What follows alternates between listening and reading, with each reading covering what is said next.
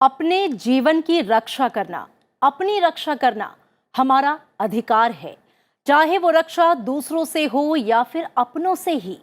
घर की चारदीवारी सबसे महफूज जगह मानी जाती है, लेकिन तब क्या जब उस चारदीवारी के अंदर ही आपका दम घुटने लगे, आप पर जुल्म होने लगे, आपके अपने आप पर अत्याचार करने लगे। कहाँ जाए, किससे करे शिकायत, किससे मांगे मदद, जब अपने ही बन जाएं आपके दुश्मन। ऐसे में कौन करेगा आपकी मदद?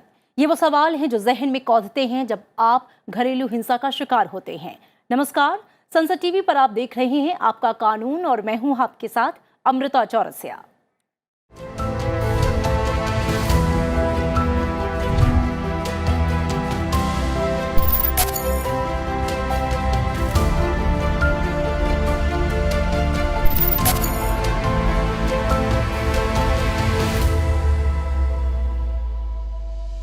घरेलू हिंसा आपके अपने घर में आपके अपनों के द्वारा किसी भी तरह का शारीरिक या मानसिक आघात है। आज आपका कानून में हम बात करेंगे घरेलू हिंसा प्रोटेक्शन एक्ट 2005 की। बात करेंगे 2005 से पहले घरेलू हिंसा के खिलाफ महिलाओं के पास क्या विकल्प थे। ऐसे मामलों में भारतीय दंड संहिता 1860 की धारा 498 के अंतर्गत कार्यवाही होती थी।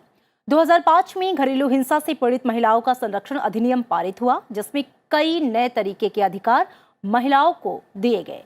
धारा 498 का उद्देश्य अपराधी को दंडित करना है, जबकि घरेलू हिंसा अधिनियम का उद्देश्य पीड़ित महिला का संरक्षण करना है।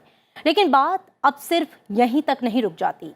उस घरेलू हिंसा का क्या जो पत्नी अपने पति पर करे, या माँ बाप अपने बच्चों पर अन्याय करें, या फिर बुजुर्गों पर अत्याचार हो। तो आज हमारी चर्चा का विषय यानी कि घरेलू हिंसा सिर्फ महिलाओं तक सीमित नहीं है, बल्कि पुरुष, बच्चों और बुजुर्गों पर होने वाले अत्याचार भी घरेलू हिंसा में आते हैं। उसे लेकर हम आपको जागरूक करेंगे। अगर आपके पास आसपास किसी के साथ घरेलू हिंसा हो रही है या आप खुद उसका शिकार हैं, तो आपको क्या करना चाहिए, कैसे आपको राहत मिल सकती है, कानून के इस अंक में हम इसी पर आज बात करेंगे। तो आपका कानून के इस एपिसोड में हम बात करेंगे घरेलू हिंसा और आपके अधिकार, यानी कि घरेलू हिंसा है क्या, ये आपको सबसे पहले बताएंगे। घरेलू हिंसा के दायरे में कौन कौन आते हैं, क्या सिर्फ महिलाएं घरेलू हिंसा का शिकार होती हैं या पुरुष भी भुक्तभोगी हैं, घरेलू हिंसा के खिलाफ क्या प्रावधान है और घरेलू हिंसा के लिए कानून में क्या कुछ व्यवस्थाएं की गई हैं, क्या अधिकार आपको दिए गए हैं। तमाम विषयों पर चर्चा करेंगे। एक बहुत खास पैनल स्टूडियो में इस वक्त मेरे साथ मौजूद है।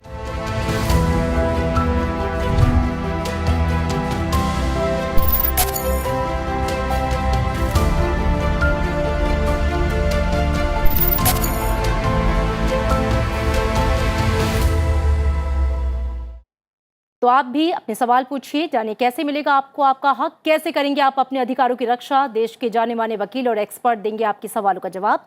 आप हमें मेल करें आपका कानून.sansartv@gmail.com पर। आइए चर्चा की शुरुआत करते हैं। मेरे साथ दो खास मेहमान स्टूडियो में मौजूद हैं, उनसे आपका परिचय करवा दूं। अनुजा पेठिया हैं, आप एडवोकेट ऑन रिकॉर्ड हैं सुप्रीम कोर्ट। बहुत स्वागत है अनुजा आपका संसद टीवी में। साथ ही मेरे साथ के शर्मा हैं, आप वरिष्ठ अधिवक्ता हैं सुप्रीम कोर्ट। के शर्मा जी, आपका भी बहुत स्वागत है। आइए चर्चा की शुरुआत करते हैं। सबसे पहले अनुजा पेठिया आपसे, जब घरेलू हिंसा की बात आती है तो जहन में आता है महिलाओं पर घर में होने वाला अत्याचार। लेकिन अगर मैं आज ये चाहूँ कि आप दर्शकों को बताएं कि दरअसल घरेलू हिंसा जो टॉपिक है वो कितना ब्रॉड है और घरेलू हिंसा में क्या क्या चीज़ें आती हैं। देखिए, आपने सही पहचाना था कि पहले 498A होता था, अभी भी है, बट वो क्रिमिनल प्रोसीजर, क्रिमिनल सेक्शन है, जिसका मतलब कि अगर आप उसमें सक्सेसफुल होते हैं तो एंड रिजल्ट होगा पनिशमेंट टू द अक्यूज्ड। लेकिन उससे विक्टिम को क्या फ़ायदा होता है, वो विक्टिम को रिलीफ नहीं मिलता है। तो इसलिए गवर्नमेंट ने डोमेस्टिक वायलेंस एक्ट इनैक्ट किया। सेक्शन आर्टिकल 15 सब क्लॉज 3 में सरकार के पास पावर्स हैं कि वो स्पेशल एक्ट बना सके विमेन एंड चिल्ड्रन के लिए। तो उसके अंदर ये एक्ट बनाया गया जिसमें डोमेस्टिक वायलेंस की डेफिनेशन बहुत ही वाइड है। ये काफ़ी कॉमन मिसनोमर है कि डोमेस्टिक वायलेंस में वायलेंस वर्ड आता है जिसका मतलब सिर्फ फिजिकल अब्यूज़ होता है, ऐसा नहीं है। Emotional abuse, mental abuse, economic abuse, आपको अगर पैसे नहीं मिल रहे हैं, मेंटेनेंस नहीं मिल रहा है, सोशल अब्यूज़, आपको बाहर निकलने नहीं दिया जा रहा है, ये सभी एस्पेक्ट्स डोमेस्टिक वायलेंस में कवर होते हैं। Anything that's preventing you from living your life fully and happily. बिल्कुल। तो किसी भी तरह का शारीरिक या मानसिक आघात जो है वो घरेलू हिंसा में आता है। के शर्मा जी, अगर हम बात करें कि घरेलू हिंसा के दायरे में कौन कौन आते हैं, क्योंकि अगर सिर्फ पत्नी पर या बहू पर जो अत्याचार हो रहा है वो, या घर में रहने वाली हर महिला पर किसी भी तरह का अत्याचार, आज की तारीख में जो कानून बना हुआ है तो उसमें जो डेफिनेशन है विक्टिम या एग्रीव्ड पर्सन की जो दी हुई है इसमें कानून में, उसमें वर्ड होता है वुमेन। नाउ उसमें अगर डोमेस्टिक रिलेशनशिप के जो डेफिनेशन है उन सबको देखा जाए तो उस रिलेशनशिप में वुमेन का चर्चा डेफिनेशन में तो है, उसके अलावा रिलेशनशिप में बहुत सारे लोग आ सकते हैं, उसमें पेरेंट्स आ सकते हैं, कोई बच्चे आ सकते हैं, बट वो डेफिनेशन क्योंकि एग्रीव्ड पर्सन में वुमेन प्रोड्यूस किया हुआ तो उसकी वजह से जो है काफ़ी एक लिमिटेशन दिखती है on the face of it. But आज की तारीख में अगर हम कहें तो सुप्रीम कोर्ट ने ऑलरेडी एक रिस्पोंडेंट वर्ड को डिफाइन किया गया था इस कानून में। उसमें रिस्पोंडेंट वर्ड में word was an adult mail. उसको उन्होंने कहा है कि ये सेक्शन आर्टिकल 14 के खिलाफ है, which is article 14 is equality. तो बाई रिस्पोंडेंट को आपने कह दिया कि वो an adult male, that means it appears to be weapon against male. That is not the case. That being so, Supreme Court has taken the first step in the case of a Hira Lal lady case में लिया है उन्होंने, और वो एक foundation stone बन जाता है आगे उसको एनलार्ज करने के लिए। बट उसके आगे जो आज की तारीख में पोजीशन है, देखा जाए हमारे पास दिल्ली है, दिल्ली हाई कोर्ट में एक केस में एक संज्ञान लिया है दिल्ली हाई कोर्ट में। उसमें उन्होंने कहा है कि वर्डिंग जो, क्योंकि एक एडल्ट ये वुमेन है तो शायद ये उसके लिए एप्लीकेबल नहीं है, तो उन्होंने एक केस को एडमिट कर लिया है। ये रिक्वेस्ट ये थी कि नीचे के कोर्ट में एक केस को खारिज कर दिया जाए, वुमेन ने कहा था, बट केस डिसाइड नहीं हुआ है। इसी बीच में एक और दूसरे केस का संज्ञान लिया गया Jammu and Kashmir high court में। वहाँ पर एक लेडी मजिस्ट्रेट हैं, judicial magistrate, she has taken cognizance of the fact कि एक मेल भी इसका ऑपरेशन का शिकार हो सकता है। खास करके जब सुप्रीम कोर्ट ऑलरेडी उन्होंने कह दिया है कि मेल रिस्पोंडेंट में एडल्ट मेल नहीं होगा, तो सेक्शन 14 के अंदर अब संभावना बन रही है कि इसके एम्बिट को एनलार्ज किया जाए और बाकी लोग भी जो इसके हिंसा के शिकार होते हैं उन तक इसका लाभ पहुंचे। जी बिल्कुल, स्टार्टिंग पॉइंट अभी वक्त लगेगा। जी बिल्कुल। और लेकिन हम इस पे अभी आगे और भी चर्चा करेंगे कि चाहे बच्चे हों या पुरुष हों या बुजुर्ग, उनके पास क्या ऑप्शंस हैं अगर वो घरेलू हिंसा का शिकार होते हैं। लेकिन अभी अगर हम बात करें अनुजा, जो घरेलू हिंसा का जो कानून है 2005, उसके प्रावधानों को लेकर बात करें तो वो क्या कहता है, किस तरीके से महिलाओं को प्रोटेक्ट करता है, संरक्षण देता है? देखिए, डोमेस्टिक वायलेंस एक्ट काफ़ी छोटा एक्ट है, 37 सेक्शन है उसमें प्रोटेक्शन ऑफिसर्स अपॉइंट करें हैं सरकार ने। तो अगर आप डोमेस्टिक वायलेंस के शिकार है तो आप प्रोटेक्शन ऑफिसर को अप्रोच करके उन्हें इन्फॉर्मेशन दे सकते हैं कि मेरे साथ ये हो रहा है। फिर प्रोटेक्शन ऑफिसर की ड्यूटी है कि वो आपको गाइड करें कि आपको कंप्लेंट करनी चाहिए या फिर आपको एप्लीकेशन दाखिल करनी चाहिए। डोमेस्टिक वायलेंस एक्ट में एक सेक्शन है, सेक्शन 12, जिसके अंदर कोई भी जो विक्टिम है वो एक एप्लीकेशन दाखिल कर सकता है मैजिस्ट्रेट के पास जहाँ पे वो रहते हैं, और वहाँ पे वो उनसे ऑर्डर्स मांग सकते हैं। रेसिडेंस ऑर्डर्स होते हैं कि मुझे घर से ना निकाला जाए, अगर वो पति के घर में रह रही हैं और उन्हें वो ऑर्डर मांग सकती है कि मुझे घर से ना निकाला जाए और पति को रिस्ट्रेन करा जाए या इन लॉज को रिस्ट्रेन करा जाए। कस्टडी ऑर्डर्स भी पास हो सकते हैं कि बच्चों को मुझसे छीना ना जाए। कॉम्पनसेशन एंड मॉनेटरी रिलीफ होता है कि अगर आप कोई मेडिकल सिचुएशन अंडरगो कर रहे हैं तो आपको मेंटेनेंस दिला सकता है कोर्ट। ब्रॉडली ये सारे ऑर्डर्स हैं। So domestic violence act civil remedies देता है विक्टिम को, ताकि आपकी जो इमीडिएट इमरजेंसी वाली सिचुएशन है उसको वो करेक्ट कर सके और आपको ज़्यादा हार्म ना हो। जी के शर्मा जी, अगर मैं आपसे समझना चाहूँ कि घरेलू हिंसा के खिलाफ कानून की व्यवस्था क्या है और ये कितनी महत्वपूर्ण है, कितनी प्रोटेक्टिव है महिलाओं के लिए, क्योंकि जब से ये एक्ट आया है कहा जा रहा है कि ये महिलाओं के अधिकारों की रक्षा करने के लिए है, उनको बचाने के लिए है, उनको संरक्षण देने के लिए है। देखिए, इसके आने के बाद एक अवेयरनेस हो गई है और काफ़ी हम रोज़ अखबार में पढ़ते हैं, ऐसे बहुत सारे मामला हैं जहाँ पर लेडी पहले जो वाला जो प्रावधान के अंदर 498 में शिकायत तो कर सकती थी, पर उससे उसको कोई फ़ायदा नहीं होता था। और कितनी सारी महिलाएं, उनको घर से निकाल दिया जाता था और उनको जो है, जैसे बताया अभी आपको कि उसमें क्या क्या बीमारी का खर्चा नहीं मिल रहा है, बच्चे को सपोर्ट नहीं मिल रहा है। तो उन सब चीज़ों को देख करके आज की तारीख में उनके पास कुछ सपोर्ट सिस्टम है। ये दूसरी बात है, कितनी अवेयरनेस है, कितना उसके खिलाफ दहशत है, कितना वो कारगर है, वो एक अलग मुद्दा है, उसके बारे में हम चर्चा नहीं कर रहे हैं। बट इसके आने से अगर कानून को देखा जाए, कानून में अपने आप में पूरी तरह से सक्षम है। वही नहीं, ये एक कारगर रेमेडी सिद्ध हो, उसके लिए जो टाइमलाइंस दी हुई है एक्शन के लिए, वो बहुत टाइट टाइमलाइंस दी हुई हैं। ऑर्डर आपका 60 दिन में होना चाहिए।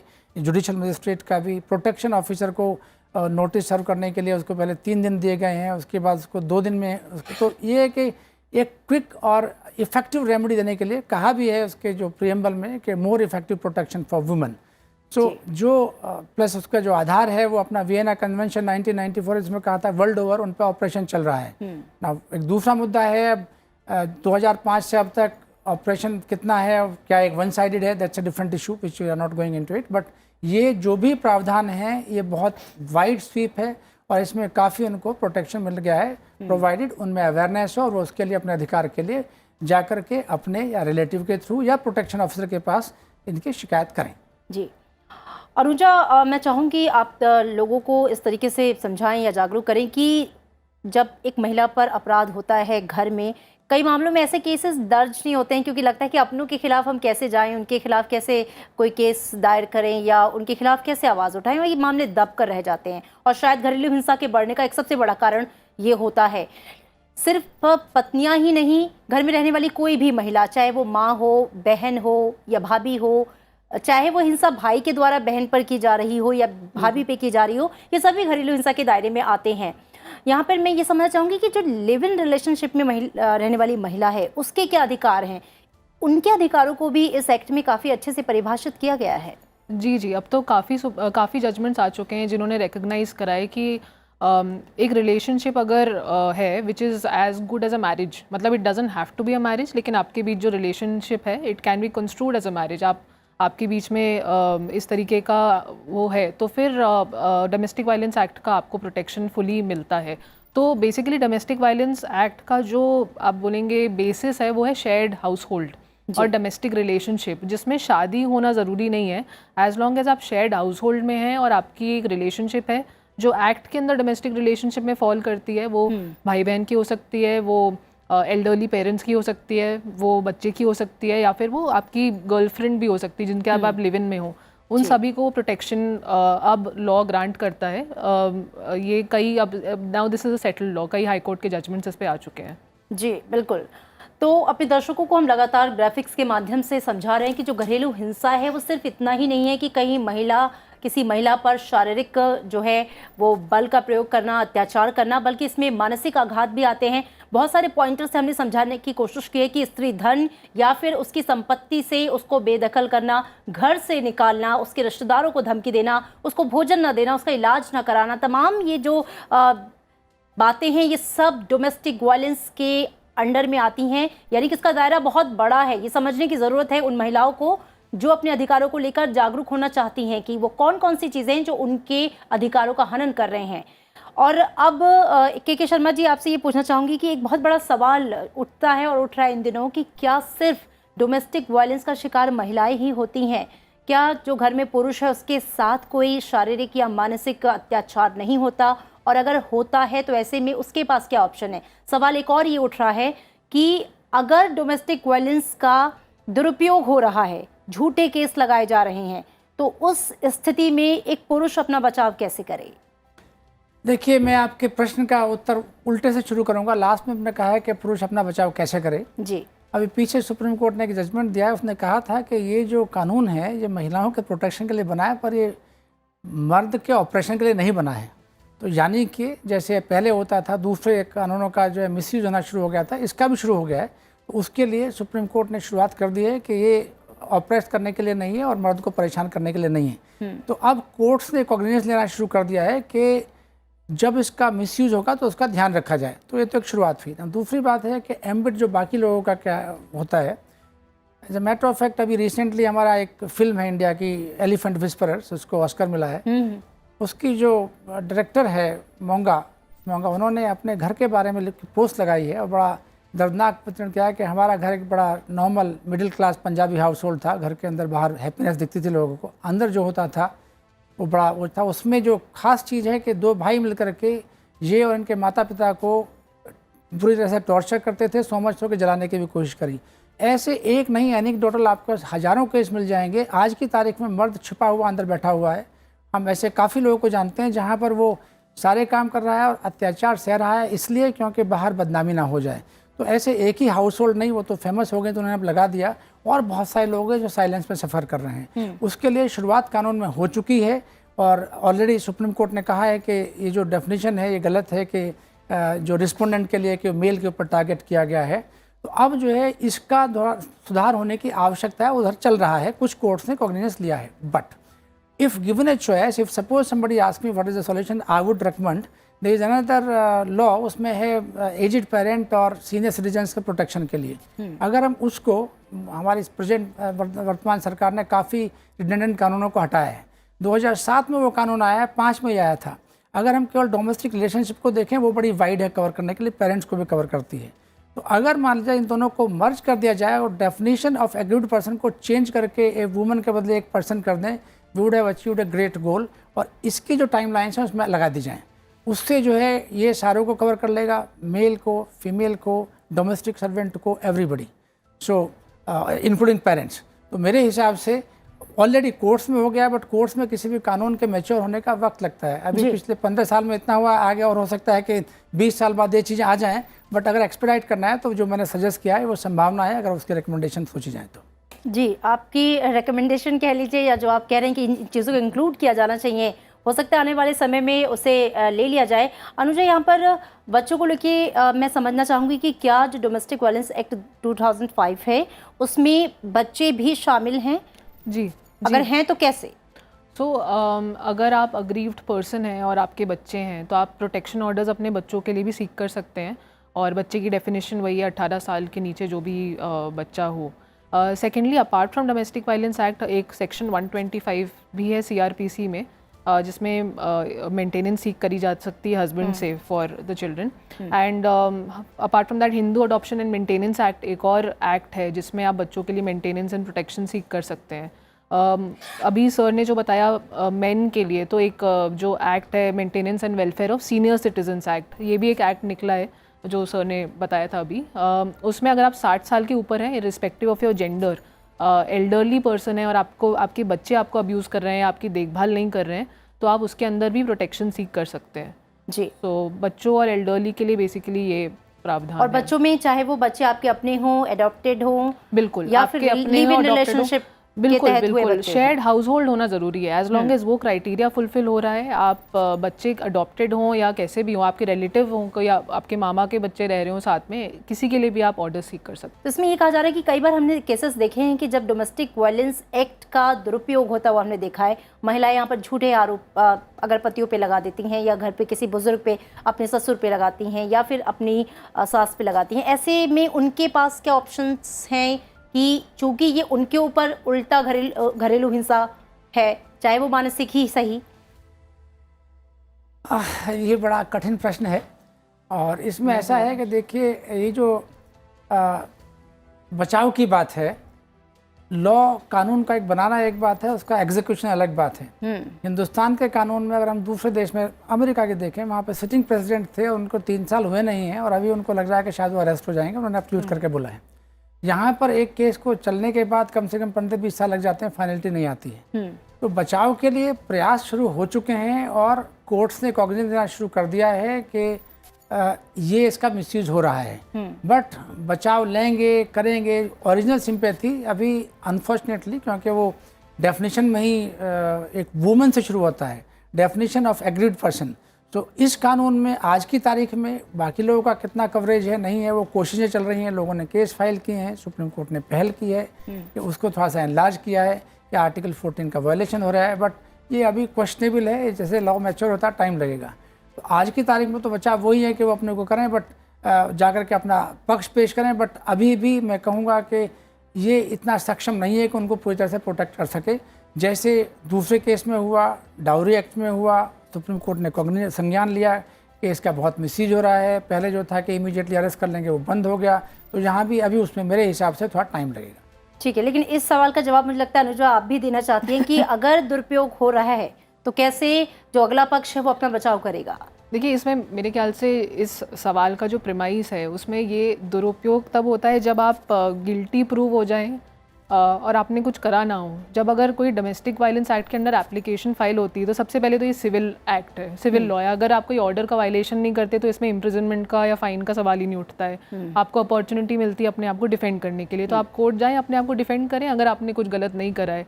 और अगर आप इनोसेंट प्रूव हो जाते हैं तो फिर आप डेफेमेशन के लिए फ़ाइल कर सकते हैं, आप मैलिशियस प्रोसिक्यूशन के लिए फ़ाइल कर सकते हैं, आप डैमेजेस के लिए रिकवरी सूट फाइल कर सकते हैं। आपके पास बहुत सारे ऑप्शंस हैं।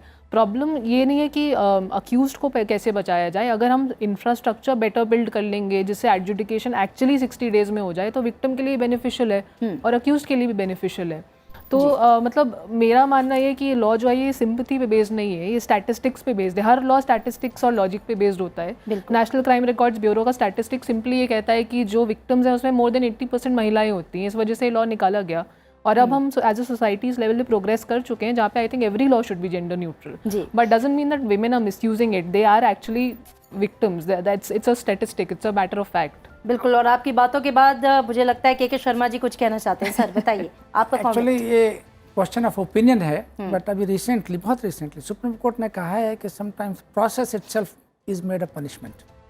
नाउ बड़ा अच्छा लगे, सुनने में अच्छा लगता है, उनके पास बहुत सारे ऑप्शंस हैं, पर जो बुजुर्ग लोग हैं 87, 81, I know many cases personally हमारे पास आते हैं, जो 89 का आदमी है, आज उसके साथ अत्याचार हो गया तो उसको जब वो जाकर रिलीफ लेगा 20 साल बाद तो वो रहेगा, उसकी आत्मा लेगी, मुझको नहीं पता। तो process becomes a punishment itself. तो आज उनको आप जो हैं उनके खिलाफ ऑर्डर ले लीजिएगा, उनके पास पैसा नहीं है, और बताइएगा उनके पास बहुत सारी रेमेडी हैं, उनके पास पैसा है क्या वकील को हायर करने के लिए? तो ये बहुत ही मूट क्वेश्चंस हैं और कहने में अच्छे लगते हैं, बट क्रियान्वयन में कितने अच्छे होंगे मुझे डाउट है। बिल्कुल, अनुजा बताइए। इसमें मेरा दो मेरा व्यू है। सबसे पहले ये कि देखिए, मिसयूज़ हर लॉ का होता है। अब फॉर एग्जांपल हमने we have come across cases जहाँ पे 376 है जो रेप का सेक्शन है, उसका ही मिसयूज़ हुआ है, but you can't remove it from the statute जी। और सिमिलरली एनी अदर, आप थेफ्ट ले लीजिए जो जेंडर न्यूट्रल सेक्शन है, ऑफेंस है, अब उसमें किसी पे झूठे इल्ज़ाम लगे हैं चोरी के, पर आप उसे हटा नहीं सकते हैं।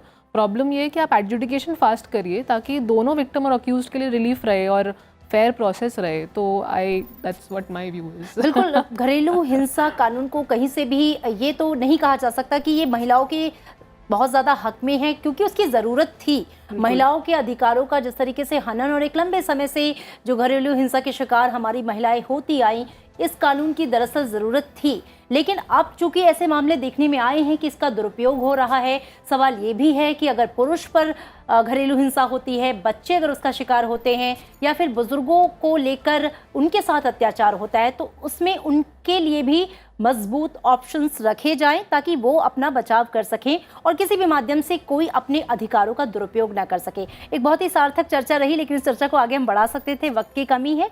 आज के अंक में इतना ही, लेकिन हमेशा याद रखिए कि चुप्पी तोड़िए, अन्याय के खिलाफ अपनी आवाज़ उठाइए, क्योंकि अन्याय करना तो गलत है, लेकिन अन्याय सहना उससे भी बड़ा पाप कहा जाता है। इसलिए जागरूक बनिए, अपने अधिकारों को जानिए। देखते रहिए आपका कानून संसद टीवी पर। नमस्कार।